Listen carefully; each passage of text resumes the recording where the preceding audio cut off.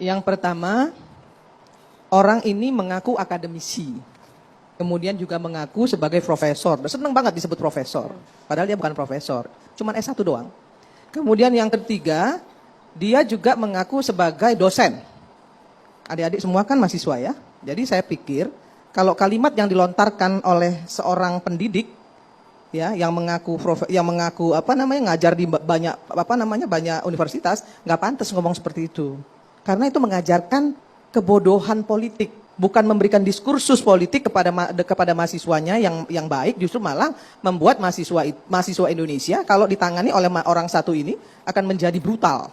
Yang kedua, tapi saya nggak heran saya kalau itu bisa keluar dari mulut seorang Rocky Gerung, saya nggak heran. Kenapa saya nggak heran? Bayangkan, saya nggak tahu agamanya apa ya, karena dia nggak percaya dengan kitab suci. Kalau orang yang nggak percaya dengan kitab suci, artinya dia nggak percaya dengan agama. Kalau dia nggak percaya agama, kemudian dia pakai peci, kemudian mengutip-ngutip ayat-ayat suci Al-Quran, menurut saya itu memecah belah bangsa, memecah belah umat. Karena apa? Karena yang dikutip itu bukan untuk diimani. Al-Quran itu bukan diimani oleh Rocky Gerung, tapi dipakai alat untuk berdebat. Ini celaka ini umat Islam kalau begini. Dan menurut saya kali ini Rocky itu sudah melampaui batasannya. Dan wajar untuk dihukum. Saya nggak peduli dengan bahasa bilang itu hanya kritisi. Itu bukan kritisi. Itu ujaran kebencian. Itu fitnah. Saya ini tukang kritisi. Haris tahu betul saya itu.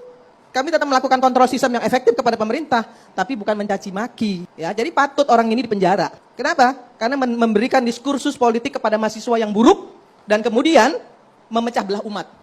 Saya sebagai Muslim nggak terima juga dia melakukan itu kepada orang-orang ya umat-umat yang menurut saya mohon maaf mungkin tidak paham dengan seluruh niat busuk orang ini terhadap agama Islam. Pak Presiden dari awal nggak pernah gubris, karena menurut Presiden bukan levelnya beliau. Iya.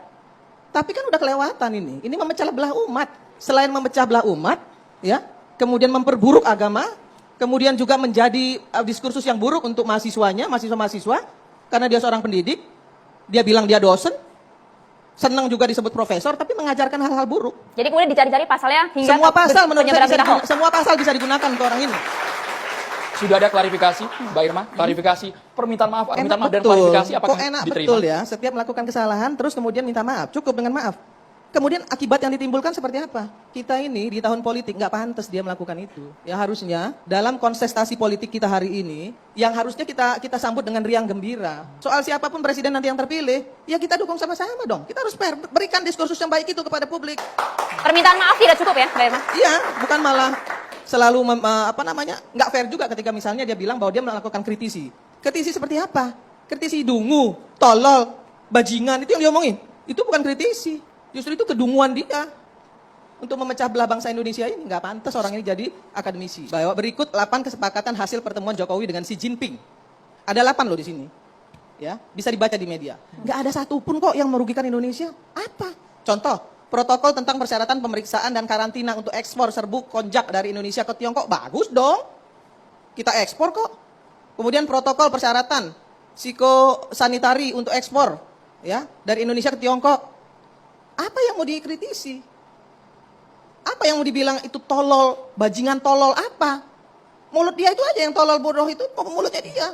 Justru ini yang membuat masyarakat Indonesia jadi buruk di mata dunia karena orang ini. Jadi kalau dia ditangkap hari ini menurut saya itu pantas.